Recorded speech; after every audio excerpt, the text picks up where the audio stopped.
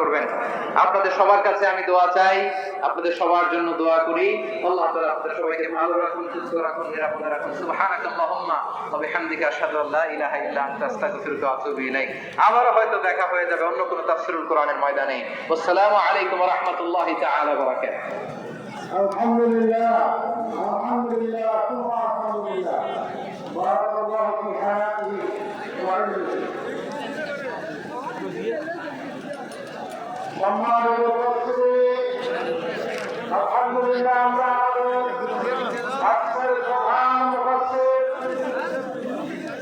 Doctor Mizanur Rahman আজহারের পক্ষ থেকে আগামী দিনের নির্দেশনামূলক নসিহত শুনলাম। আল্লাহ তিনটি আদেশ, তিনটা নিষেধ পালন করে আমাদেরকে কল্যাণকর ইনসাফপূর্ণ